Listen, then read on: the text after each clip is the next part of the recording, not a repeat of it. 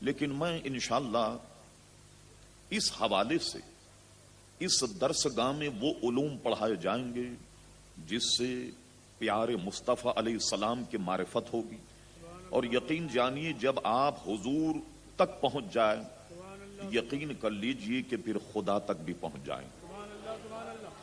میں نے جو آیت تلاوت کی مختصر مناسب وقت میں مجھے کلام کرنا ہے کہ اور بھی اکابر حضرات کلام فرمائیں گے۔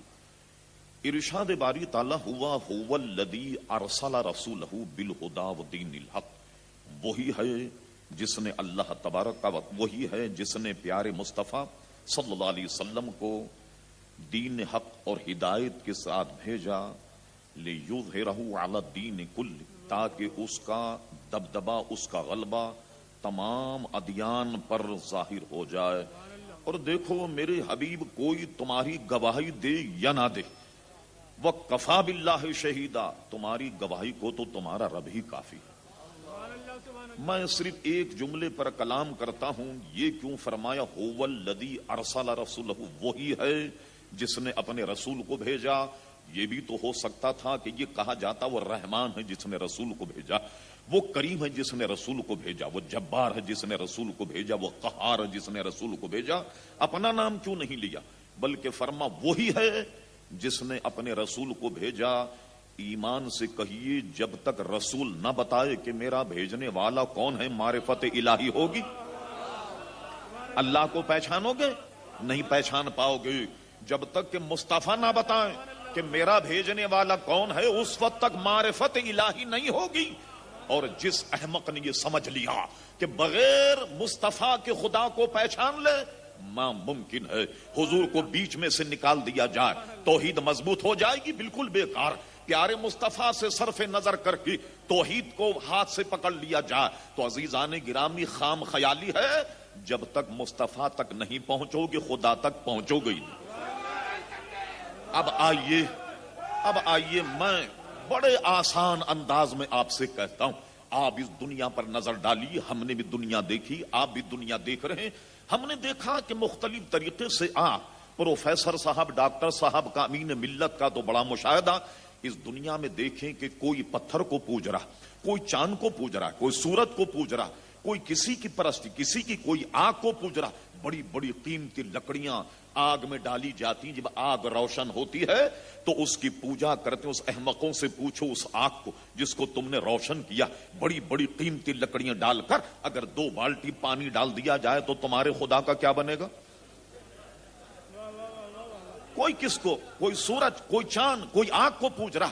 مگر ایک بات تو سمجھ میں آ جاتی، علماء کی موجودگی سے فائدہ اٹھاتی، وہ یہ کہ کم سے کم اتنا پتہ لگ گیا کہ کوئی چاند کو پوجے، کوئی سورج کو، کوئی آگ کو، کوئی پتھر کو۔ اتنی بات تو پتہ لگ گئی کہ انسان کی گھٹی میں یہ بات رکھ دی گئی کہ وہ اپنے پیدا ہونے والے کو پوجے۔ ایک بات تو سمجھ میں آ گئی کہ انسان کی بنیاد میں یہ بات رکھ دی گئی کہ وہ اللہ تبارک و تعالیٰ کی پرستش کرے اور اسے پوجے۔ یہ سب کی فطرت ہے، مگر غلطی کیسے ہوئی؟ غلطی یہ ہوئی کہ جس نے اللہ کو عقل سے جاننے کی کوشش کی گمراہ ہو گیا، جس نے اللہ کو علم سے جاننے کی کوشش کی گمراہ ہو گیا، جس نے اللہ کو خرد سے جاننے کی کوشش کی گمراہ ہو گیا۔ میں پوچھتا ہوں بتائیے اگر علم سے اللہ تبارک و تعالی ملتا، کتنے بڑے بڑے علم والے لوگ موجود ہیں، کیا یہ سب گمراہ ہوتے؟ بڑی بڑی درسگاہیں لوگ لیے بیٹھے، بڑی بڑی دکانیں لوگ لیے بیٹھے ہوئے ہیں، مگر دیکھیے آپ ہم سب کو گمراہ کہتے ہیں یا نہیں؟ نماز بھی پڑھتے ہیں، سب کچھ کرتے ہیں وہ، اور لیکن ہمارے نزدیک وہ گمراہ۔ بڑے بڑے علم والوں کو دیکھی جنہوں نے عربی لغتیں لکھی اور جانے کیا کیا کام کیا، کیا یہ مواحد ہیں؟ نہیں۔ معلوم ہوا کہ علم کی روشنی میں بھی اللہ تبارک کا تلاش کرنا بالکل بیکار ہے۔ عقل سے اگر اللہ ملتا تو آپ نے دیکھا کیسے کیسے عقل مند لوگ موجود ہیں۔ چاند میں گئے، چاند میں جانے کے بعد مریخ پر جناب کمن ڈال رہے ہیں، صاحب چاند میں راکٹ گشت کر رہا، اس کی نبض یہاں دیکھی جا رہی ہے، بلڈ پریشر یہاں جناب چیک ہو رہا۔ کتنے عقل مند لوگ ہیں، کیا یہ سب کے سب ایمان والے ہیں؟ نہیں۔ معلوم ہوا کہ جس نے اللہ کو عقل سے جاننے کی کوشش کی، علم اور فضل سے، خرد سے جاننے کی کوشش کی، یہ سب اس لیے گمراہ ہو گئے کہ اللہ کو دریافت کرنے کی یہ ذرائع ہیں نہیں، یہ ذریعہ ہے نہیں اللہ کے دریافت کرنے کا. ارے اللہ کے معرفت کا ذریعہ تو تھی مصطفیٰ کی ذات, اور تم نے مصطفیٰ کو چھوڑ دیا, عقل کے پیچھے لگ گئے, خرد کے پیچھے لگ گئے, علم کے پیچھے لگ گئے, اس لیے تم نے دھوکہ کھایا. اب میں آپ کو آسان ترجمہ کر کے بتاتا ہوں کہ یہ ٹھوکر لگی کیسے. یہ دیکھیے, میں فرض کیجئے کہ میرے ہاتھ میں یہ گلاب کا پھول, فرض کر لیجئے آپ نے مجھ سے پوچھا مولانا ذرا یہ بتائیے کہ گلاب کے پھول کا رنگ کیسا ہے. تو میں نے کیا کیا, گلاب کے پھول کا رنگ جاننے کے لیے آنکھوں کو بند کر دیا, اور اس کے بعد میں یہاں رکھا رہا ہوں, یہ گھما رہا ہوں اس کو, کیا سمجھے آپ, کان کے گرد گھما رہا ہوں. مجھے بتائیے آنکھ بند کے گلاب کا پھول اگر کان کے گرد گھماؤں تو کیا رنگ پتا لگے گا؟ وجہ کیا ہے کہ وجہ یہ ہے کہ رنگ کے دریافت کرنے کا ذریعہ تھی آنکھ. میں نے آنکھ کو استعمال نہیں کیا, کان کو استعمال کیا, نتیجہ غلط نکلا. مجھے آپ نے مولانا یہ بتائیے, ایک گلاب کی پتی نکال کر مولانا یہ بتائیے اس کا مزہ کیسا ہے. میں نے کہا اچھا ہم اس کا مزہ تمہیں بتاتے ہیں. میں نے ناک سے سونگنا شروع کر دیا. اب بتاؤں گا میں مزہ, اگر میں مزہ بتایا نتیجہ غلط نکلا, اس لیے غلط نکلا کہ دریافت کرنے کا طریقہ جو ہے وہ غلط تھا, ذریعہ غلط تھا. آپ نے مجھ سے پوچھا مولانا آپ یہ بتائیے کہ یہ گلاب کی پتی میں خوشبو کیسی ہے. میں نے 2-4 پتیاں لی اور چاونی شروع کر دی تاکہ گلاب کے پھول کا میں خوشبو معلوم کر سکوں. نتیجہ غلط نکلے گا یا نہیں؟ ذہن میں آپ کی یہ بات بٹھانی تھی کہ ذریعہ غلط ہو تو نتیجہ غلط نکلے گا, ذریعہ غلط ہو تو نتیجہ غلط نکلے گا. اب کیا ہوا, کسی نے عقل کو ذریعہ بنایا, خدا کو جب ڈھونڈنے کی کوشش کی تو پتھر کو خدا کہہ گئے. کسی نے عقل کو خدا بنا, عقل کو ذریعہ بنایا اور ڈھونڈنے کی کوشش کو چاند کی پوجا میں لگ گئے. یہ سارے مرتد بے ایمان کافر اس لیے ہیں کہ ان سبوں نے وہ ذرائع تلاش کیے جو ذریعہ تھے نہیں, وہ طریقے انہوں نے اپنائے کہ جو فی الواقع نہیں. اور مسلمان اس لیے ہے اس نے اللہ کو نہ علم سے جانا, نہ عقل سے, نہ قرت سے, نہ فضل سے. ہم نے اگر خدا کو پہچانا مصطفیٰ کے ذریعے سے پہچانا. یہی وجہ. نعرہ تکبیر, نعرہ رسالت, یہ وجہ ہے کہ فیضان غوثیت. مسلمان ہے. ہم نے اگر خدا کو پہچانا تو مصطفیٰ کے صدقے سے پہچانا. ہم نے خدا کو اگر جانا تو پیارے مصطفیٰ کے ذریعے سے جانا. اس لیے مسلمان ہے. اب آئیے قرآن کی زبان میں سمجھیے آپ. میں یہ کہوں گا کہ ہر دور میں اس دور کا نبی اللہ کی معرفت کا ذریعہ رہا. قرآن مجید فرقان حمید میں واقعہ موجود ہے. ہوا یہ کہ حضرت موسیٰ علیہ السلام کو دیکھ کر فرعون یہ سمجھا کہ یہ جادوگر, اس کا مقابلہ بڑے جادوگروں سے کرا دیا جائے تو یہ شکست کھا جائیں گے اور لوگ ان کا انکار کر دیں گے. جو پروگرام ہے یہ سب دھرا رہ جائے گا. وہ بڑے بڑے جادوگروں کو لے کر آیا. آنے کے بعد موسیٰ علیہ السلام سے ان کی مڈ بھیڑ ہوئی, اور علماء نے ایک بڑا لطیف نقطہ بیان فرمایا. یہ جو جادوگر آئے تھے مقابلہ کرنے کے لیے, تھے تو جادوگر مگر ایسے با ادب تھے کہ جادو کا کمال دکھانے سے پہلے اللہ کے نبی کے سامنے آن کر کہنے لگے موسیٰ یہ بتاؤ کہ تم پہلے کوئی کمال دکھاؤ گے یا ہم دکھائیں. اجازت لی اللہ کے نبی سے بڑے ادب سے, اور علماء فرماتے یہی ادب ان کے ایمان کا سبب بن گیا. اللہ اکبر. عزیزان گرامی, آج ادب ہی کی تو ضرورت ہے. دیکھا ہم نے کہ طلبہ اساتذہ کا ادب نہیں کر رہے, بیٹا اپنے باپ کا ادب نہیں کر رہا. مجھے جواب دیجئے کہ آپ میں جو لوگ سفید داڑھی والے بیٹھے, بتائیے جتنا آپ اپنے ماں باپ کا ادب کرتے, کیا اتنا ادب آپ کی اولاد آپ کا کر رہی ہے؟ جواب نفی میں ہوگا. اور اللہ اور اس کے رسول کے ادب کا حال تو دوسرے لوگوں کو آپ نے دیکھا, اس لیے تو بے ایمان اور دائرے اسلام سے خارج ہو گئے کہ پیارے مصطفیٰ علیہ السلام کا ادب نہیں کر پائے. اگر موقع ہوا تو میں آئندہ عرض کروں گا. جادوگروں نے ادب سے پوچھا بتاؤ موسیٰ تم پہلے کوئی کمال بتاؤ یا ہم بتائیں. موسیٰ علیہ السلام سے اجازت لی. حضرت موسیٰ نے فرمایا تم ہی کوئی کمال بتاؤ. انہوں نے کیا کیا, رسیاں پٹارے میں سے نکالی اور مجمع میں ڈال دی. مجمع میں ڈالنے کے بعد قرآن مجید نے بھی اشارہ کیا کہ لوگوں کے آنکھوں پر جادو کر دیا. اب کیا ہوا یہ رسیاں سانپ بن کر دوڑنے لگیں. ایسا لگا کہ جیسے سانپ بن کر کے دوڑ رہی. اب جب سانپ بن کر رسیاں دوڑنے لگیں, اب لوگوں کی نگاہیں حضرت موسیٰ علیہ السلام پر یہ کیا کمال بتاتی. رب کریم نے فرمایا قال القیھا یا موسیٰ, موسیٰ کیا دیکھتے ہو, ڈالو اپنا عصا. موسیٰ علیہ السلام نے اپنا جب عصا ڈالا, فَإِذَا هِيَ حَيَّةٌ تَسْعَىٰ, وہ ایک دوڑتا ہوا بہت بڑا سانپ بن گیا اور سارے سانپوں کو ہڑپ کر کے بیچ میں کھڑا ہو گیا. حلمی مزید کچھ اور ہے؟ ہمیں تو پٹارے خالی ہو گئے, سارا ہی کھا گیا. ان کا کچھ اور ہے؟ ان کا نہیں, اب تو سب ختم ہو گیا.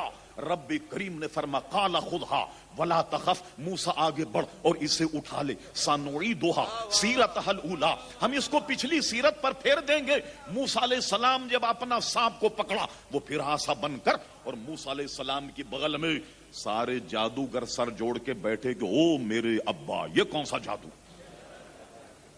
لاٹھی سانپ بن گئی, سانپ سارے سانپوں کو ہڑپ کر کے پھر لاٹھی بن گئی. یہ کون سے قسم کا جادو, یہ کون سے قسم کی لاٹھی. سب سر جوڑ کر بیٹھے. نتیجہ یہ نکلا موسیٰ صحیح کہتا ہے, یہ جادوگر نہیں ہے, یہ تو جادو کی قسم ہی نہیں, یہ تو اللہ کا نبی معلوم ہوتا, یہ تو معجزہ, یہ کوئی جادو نہیں. سارے جادوگر سجدے میں گر گئے اور قرآن کی زبان میں سنیے سبوں نے سجدہ کر کے کیا کہا, قالوا آمنا برب العالمین, ہم ایمان لائے تمام عالمین کے رب پر.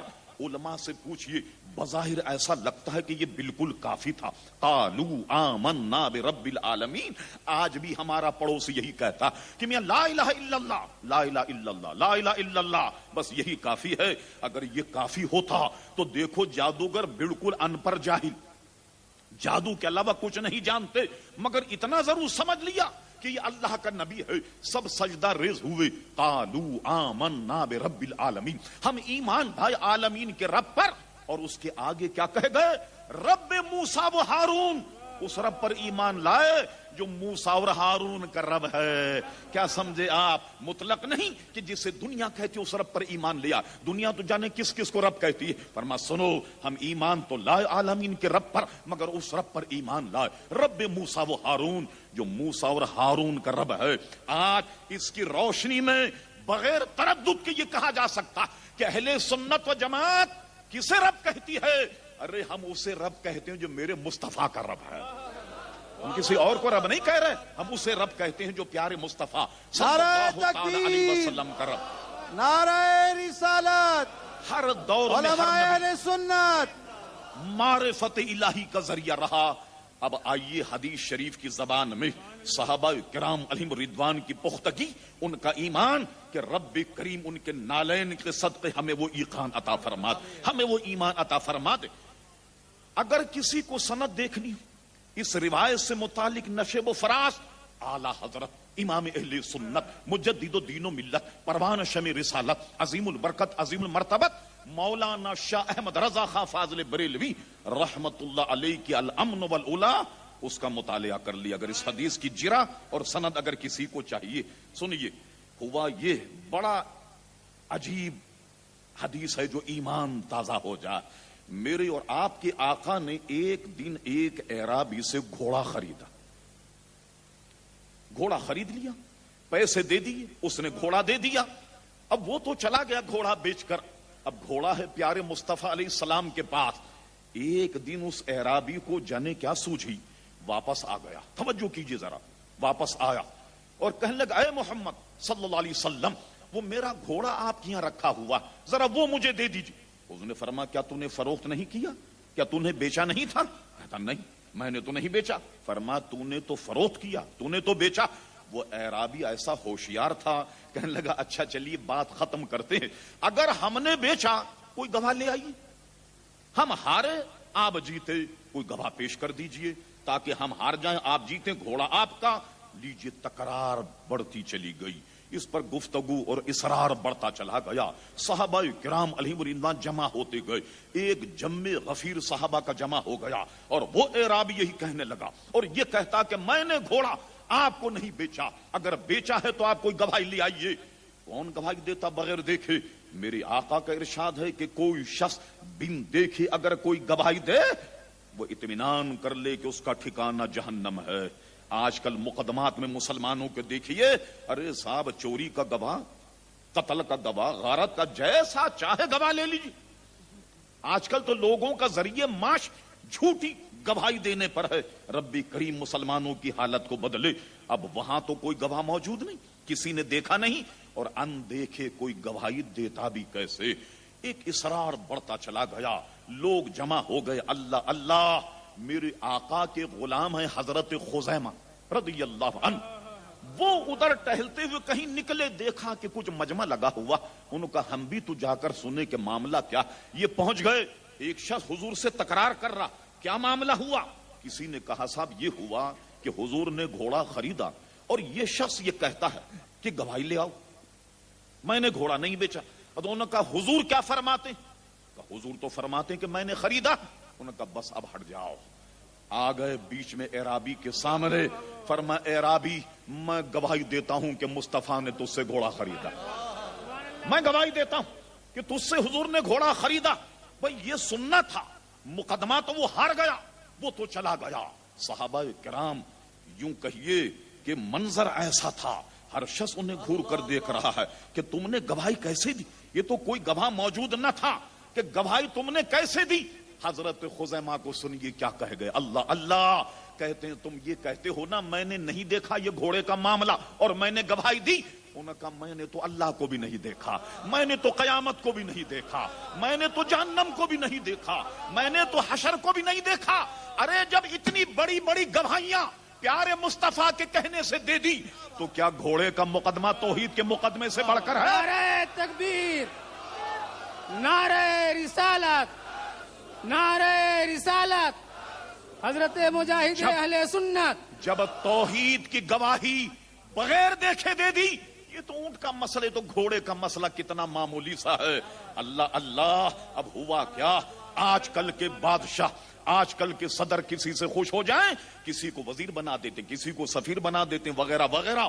میرے آقا تو ایسے بادشاہ، ایسے شہنشاہ ہیں، ان کی ہر ادا بے مثال ہے۔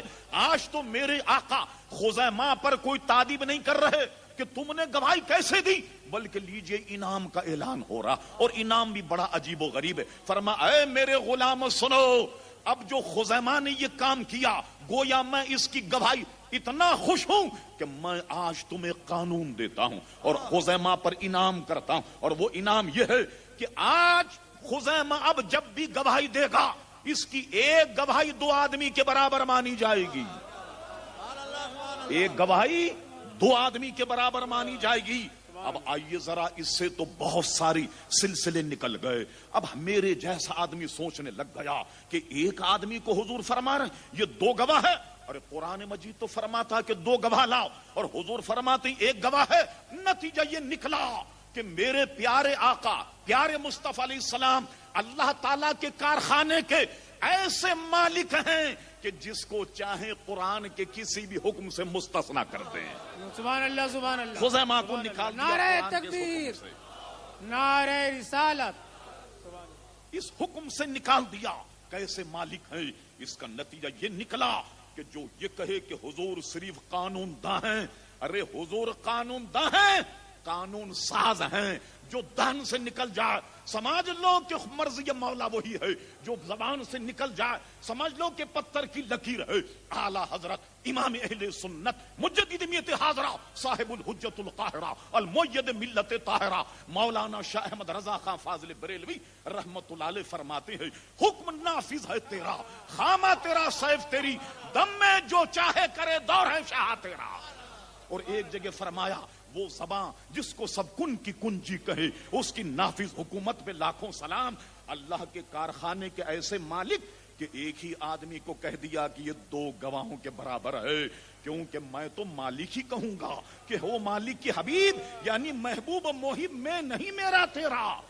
یہ اختیار ہے پیارے مصطفیٰ علیہ السلام کا۔ معلوم ہوا وہ محض قانون داں نہیں ہے بلکہ قانون ساز ہیں۔ جو زبان سے نکل گیا سمجھ لو کہ پتھر کی لکیر ہے، دنیا ادھر سے ادھر ہو جائے مگر پیارے مصطفیٰ کے دہن سے جو بات نکل گئی وہ پتھر کی لکیر ہے۔ مولانا 2-4 منٹ کا اضافہ ہو جائے۔ اب سنیے، پیارے مصطفیٰ علیہ السلام نے خزیمہ کو یہ کہہ دیا یہ 2 گواہوں کے برابر۔ اللہ اہل قلم سے پوچھئے ایک دور آیا حذیفہ ابن یمان اچانک بڑے پریشان حضور کے حضرت عثمان غنی کی خدمت میں آئے کہ یا امیر المومنین ہلاک ہو گئی امت، پریشان ہو گئے وہ، اب بچائیے اس کو ورنہ یہ بھی ہلاک ہو جائے گی دوسری امتوں کی طرح۔ حضرت عثمان نے کہا کیا ہوا؟ کہا میں بلاد اسلامیہ کا دورہ کر کے آیا، میں بغداد گیا، بصرہ گیا، وہاں لوگ قرآن مجید کے تلفظ کو غلط ادا کر رہے، حتیٰ کو عطا پڑھنے لگ گئے اور یہ ساری غلطیاں وہ کرنے لگ گئے۔ اب کیا کیا جائے؟ کیا یہ جائے کہ قرآن مجید کو لغت قریش پر جمع کر دیا جائے۔ لیجئے صاحب، حضرت عثمان رضی اللہ عنہ نے صحابہ سے مشورہ کیا اور صحابہ سے مشورہ کرنے کے بعد قرآن مجید کے جمع ہونے کا کام شروع ہوا۔ طریقہ کار یہ ہوا کہ اب وہ جو نسخہ تھا جو حضرت حفصہ کے پاس تھا، جو جنگ یمامہ کے بعد جمع ہوا، صرف اسے لا کر نقل کر دی جاتی، بڑا آسان کام تھا، مگر حضرت عثمان نے قرآن مجید کے جمع کرنے کا کام شروع کیا۔ اس کا طریقہ یہ رکھا کہ جو آدمی آئے کوئی آیت کو لے کر، ایک گواہ لائے اپنے ساتھ، یہ دونوں گواہی دیں اس سرشتے، اس بورڈ، اس ٹریبل کے سامنے کہ ہم جب بیٹھے تھے حضور کی بارگاہ میں یہ آیت نازل ہوئی، لہٰذا اس کو لکھ لیا جائے۔ لیجئے صاحب، قرآن کی تدوین کا کام شروع ہو گیا۔ جوق در جوق صحابہ کا دور تھا، عثمان غنی رضی اللہ عنہ کے زمانے میں ہزاروں صحابہ موجود تھے، قرآن مجید کی آیت لاتے اور لکھا جانے لگا۔ لیجئے صاحب، حسن اتفاق کا یہ، میرے آقا کی نظر کے قربان جائیے، اللہ اللہ، حضور پر یہ آیت نازل ہوئی، لقد جاءکم رسول من انفسکم عزیز علیہ ما عنتم حریص علیکم بالمؤمنین رؤوف رحیم۔ آپ حیران ہوں گے، جب یہ آیت نازل ہوئی تو سوائے حضرت خزیمہ کے کوئی موجود ہی نہیں تھا۔ اس آیت کے نزول پر سوائے ان کے کوئی موجود ہی نہیں تھا۔